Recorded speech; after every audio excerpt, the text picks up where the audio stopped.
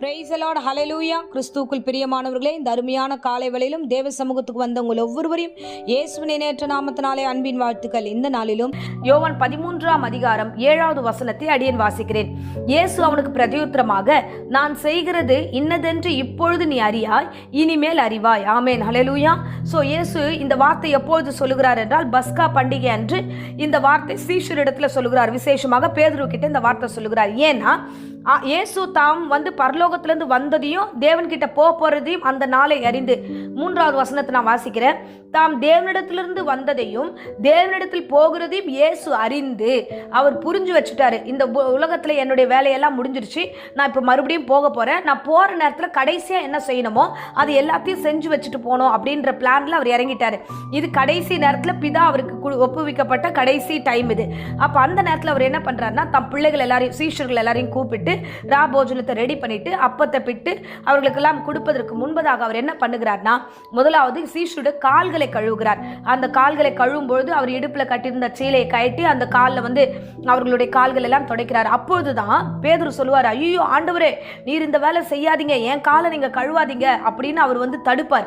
தடுக்கும் பொழுதுதான் இயேசு சொல்லுவார். அல்லேலூயா. இதே மாதிரி ஒரு சம்பவம் இருக்கு. யோவான் கிட்ட ஞானஸ்தானம் எடுக்க போகும்போது யோவான் சொல்லுவார், ஆண்டவரே, உம்மாலே நான் ஞானஸ்தானம் பெற வேண்டியதா இருக்க, நீர் என்னிடத்துல வரலாமா அப்படின்னு தடுப்பார். அப்போ இயேசு அந்த இடத்துல ஒரு வார்த்தை சொல்வார், இப்பொழுது இடம் கொடு, எல்லா நீதியும் நிறைவேற்றுவது நமக்கு ஏற்றதா இருக்கிறது. ஹல்லேலூயா. அதே மாதிரிதான் இங்கேயும் ஒரு சம்பவம் நடக்கிறது. அவர் முன்ன ஒரு காரியத்தை செய்கிறார், எல்லார் காலையும் கழுவுகிறார். ஆக்சுவலா நாம தான் அவர் காலை கழுவணுமே தவிர அவர் நம்ம கால்களை கழுவக்கூடாது.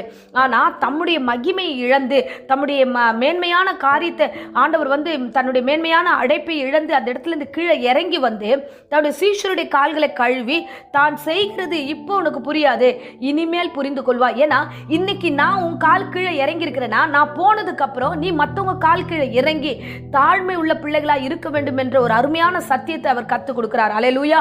பரலோகத்தின் ராஜா அவர், பரலோகத்தில் சிங்காசனத்தில் அமர்ந்திருக்கிற மகிமை உள்ள ராஜா அவர். அவரே இறங்கி நமக்காக இந்த உலகத்துக்கு போகும்பொழுது சீஷுடைய கால்களை கழுவுவது எவ்வளவு உண்மையான சத்தியம். அல்லேலூயா. இன்றைக்கு நம்ம கொஞ்சம் மனசுல இந்த விஷயத்தை குறித்து யோசிக்கணும். என்னன்னா, எங்கேயாவது தாழ்ந்த இடமா உட்காருவோமா, இல்ல யார்கிட்டயாவது தாழ்மையா பேசுவோமானா அதுக்கெல்லாம் இடமே இல்லை.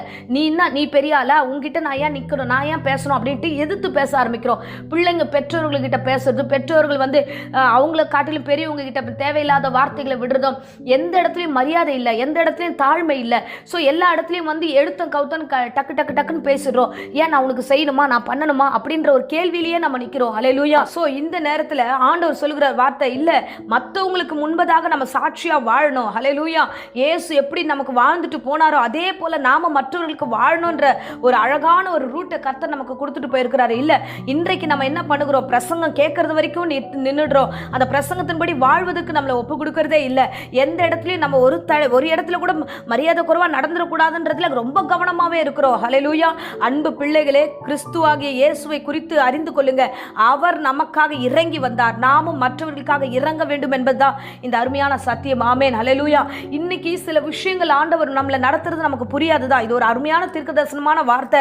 எத்தனையோ முறை என்னை பலப்படுத்தின வார்த்தை இந்த வார்த்தை. இன்னைக்கு நாம இருக்கிற நிலைமை ஒருவேளை நமக்கு புரியாம இருக்கலாம். ஆனா இந்த நிலைமையிலும் இந்த சூழ்நிலையும் கர்த்தர் தான் நடத்தி வருகிறாரு. இந்த நிலைமையை குறித்து, இந்த சூழ்நிலை குறித்து வரும் நாட்களில் நீ அறிந்து கொள்வாய். ஆமென், ஹல்லேலூயா.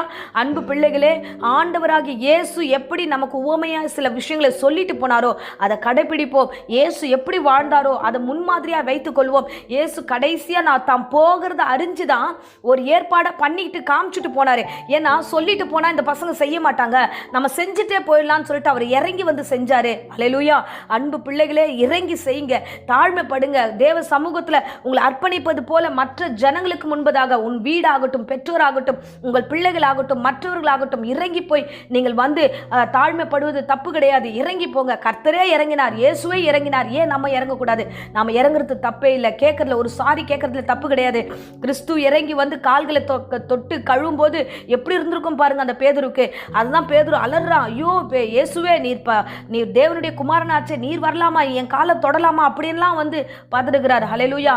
அந்த இடத்துல பேதுரு மட்டும் இல்லை, நாமளா இருந்தாலும் அந்த வார்த்தை தான் நம்ம சொல்லியிருப்போம். பாருங்க, அவர் அந்த முன்மாதிரியா இயேசு வாழ்ந்துட்டு போனார். அந்த வாழ்க்கை நீயும் நானும் வாழணும். அந்த வாழ்க்கை தான் ஆண்டவர் முன்மாதிரியா வச்சுட்டு போயிருக்காரு. அவர் செஞ்சு காமிச்சாரு. நாமளும் செஞ்சுட்டு இந்த உலகத்துல ஒரு முறை தான் வாழ போறோம். அது ஒரே ஒரு முறை அந்த காரியத்தை எல்லாம் அனலைஸ் பண்ணி மற்ற முன்னாடி தாழ்மைப்படுறது தப்பு கிடையாது. ஹல்லேலூயா. இயேசு சொன்னது போலவே வாழ்ந்து காமிப்போம். கர்த்தர் தாமே உங்களோடு கூட இருந்து உங்களை ஆசீர்வதிப்பாராக. இப்பொழுதும் அடியேன் உங்களுக்காக ஜெபிக்கிறேன்.